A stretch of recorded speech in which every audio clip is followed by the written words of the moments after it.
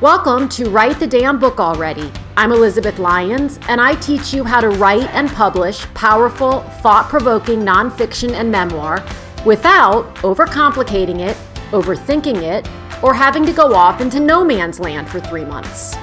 Listen in each week to learn more and get your hands on all my great free book writing resources at elizabethlyons.com. Hello, everybody, and welcome to this episode of Write the Damn Book Already. I'm going to go a little off book today, or at least it may feel like that. I didn't even mean for that pun, but there it is anyway. And I want to talk about money. And believe it or not, this does relate to your book. So one of the things that I have found myself feeling a little bit I guess disappointed by, or just curious about, let's say that. Let's keep it neutral. I've been feeling a little bit curious about the fact lately that it feels like, and maybe it's just the space I'm in, but it feels like within the coaching environment, because obviously I'm a coach, there's a lot of discussion around the financial wins of clients. And there are a lot of coaching programs that have non-financial results, obviously, right? When you work with a fitness instructor and you get healthier, there is not a direct financial result of doing that. When you work with someone to eliminate sugar from your diet, there is not a direct financial result from that. When you work to just get more connected to your spirituality and more centered in yourself, there is not a direct financial result of that. And so I find it interesting that over the last couple of months anyway, I found myself watching people get really, really, really excited about, and I understand this, by the way, and to be clear and to preface this, I love money, value money, appreciate money. I'm all about it. And I understand and respect and agree, like it's just a part of life, and so are bills. So, but when coaches are talking so much about their clients' wins, one thing that I've seen missing from that is the non-monetary wins. And I was first alerted to this. Well, I wasn't first alerted because, like I said, I've been thinking about this for a while, but I saw a post this morning on Instagram by my friend Kate Conklin. Kate works with performers. She is a performer herself, and she is a performance coach, and she is excellent at what she does. And she charges 4 and 5 figures to work with her, whether in a container, a small group container, or privately, to increase your skills as a performer. And much beyond that, I don't know exactly what I know. She's a phenomenal singer, and she works with performers who have gotten spots in Cirque du Soleil and who want to go off and perform in different, different shows as a singer or whatever it is. And so their results may indirectly be financial in that if they can boost their confidence and their skills in a particular area, then they go and they get the job that they've been desiring, and that job gives them in exchange, money. However, what she was posting about her client wins had nothing to do with money, because that's not a direct result of working with her. So she was listing out all of the ways that her clients have made incredible moves in their growth that she's so proud to be a part of. And they were things like, as I just said, one of her clients got their dream role in a Cirque du Soleil performance. One of her clients got a role that they were really, really wanting, a singing role in a particular singing thing. I don't know if it was a play. I wasn't entirely clear on what it was. But I thought I was really struck and in a very inspired way by this post. And it sort of validated for me the fact that we forget, and why we forget to acknowledge and to celebrate these small wins. And why do we even call them small wins at all? Why isn't every win that we experience just that. It's a win. Why do we categorize them as, well, it's just a little win, or, oh my God, huge win. I just signed a $60,000 client. Why do we do that? And why do we diminish the wins that actually lead us to the $60,000 client? If you're operating in a space of scarcity or limiting beliefs or limits of any sort, it is going to be more and more challenging to acquire or even attract the $30,000, $40,000, $50,000 client, if that's even your goal. So part of it comes down to recognizing that not everyone's definition of success, financially or otherwise, is the same.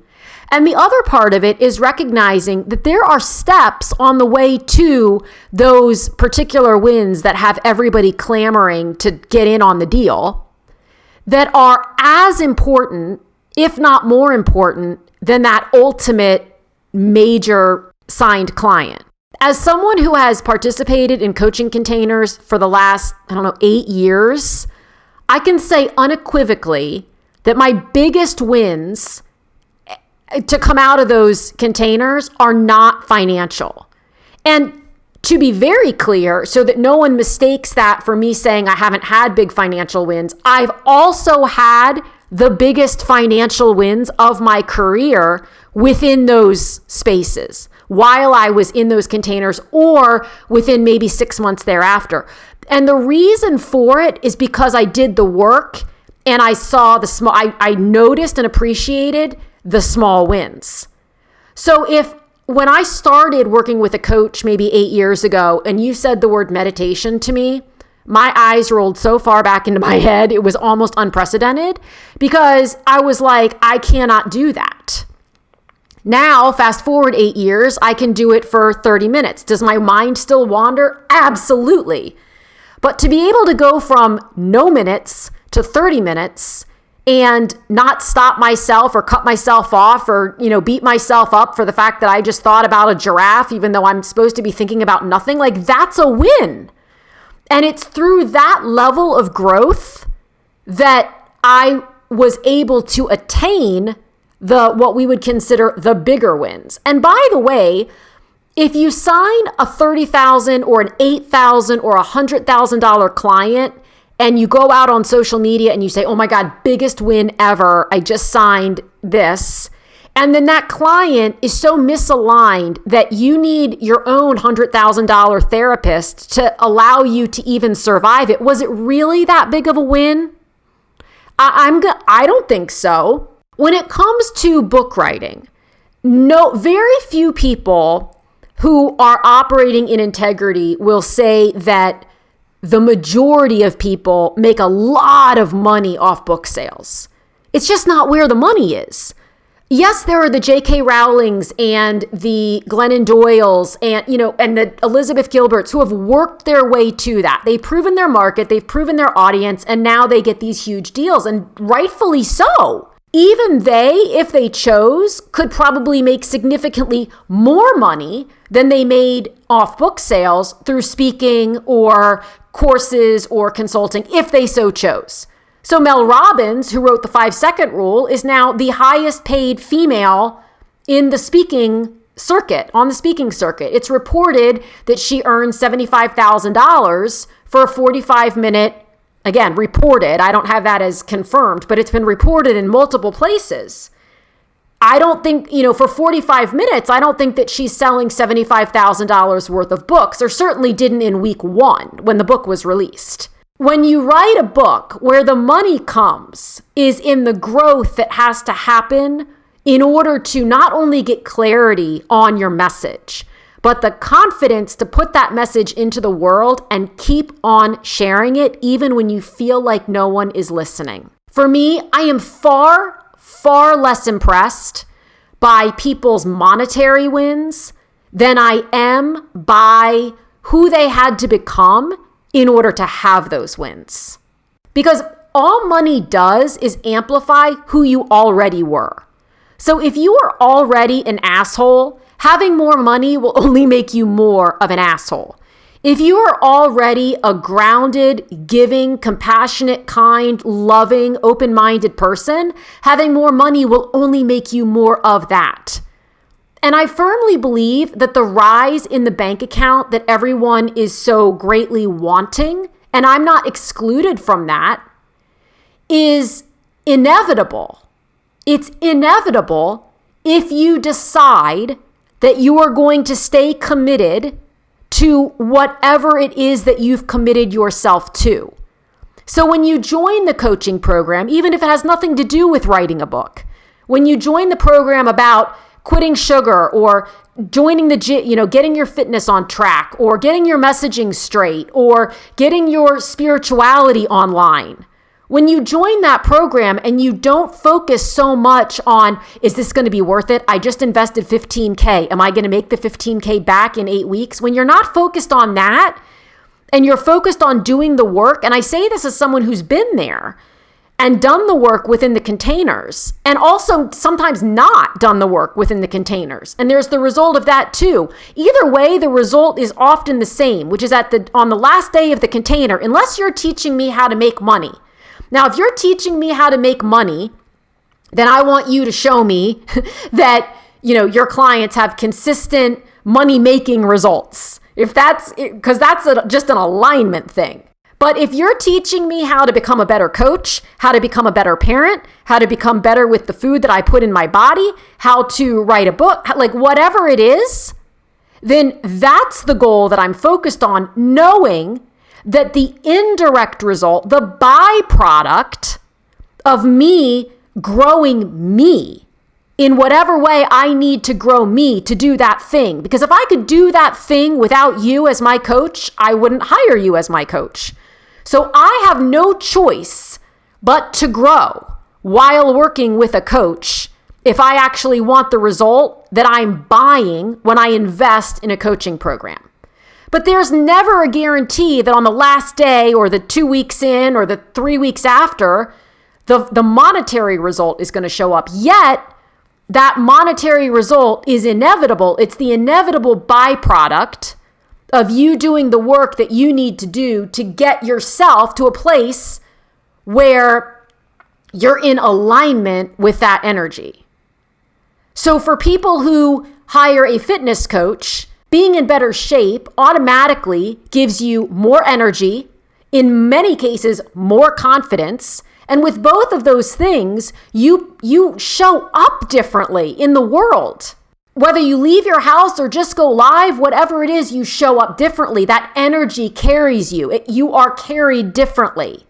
And it attracts the people to you who then want to work with you or want to know you or want to learn from you.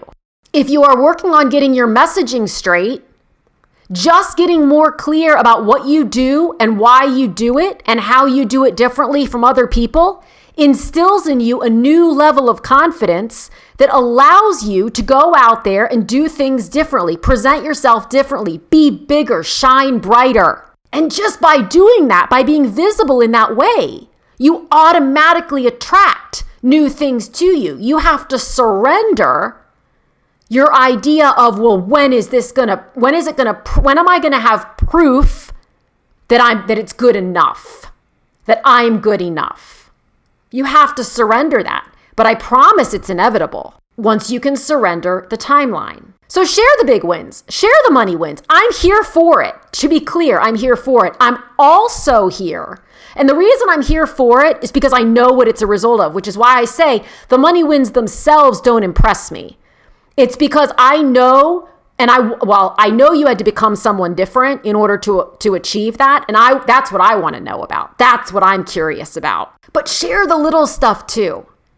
It's a win if you meditate for 10.65 seconds and you've not been able to do that before. It's a win if you woke up this morning and didn't feel like working out, but did it anyway. It's a win if you have a $10,000 client bail on you after, saying, I'm sending payment today, and then they text you later that night and say, you know what, I changed my mind, and you don't lose your mind. That's a win.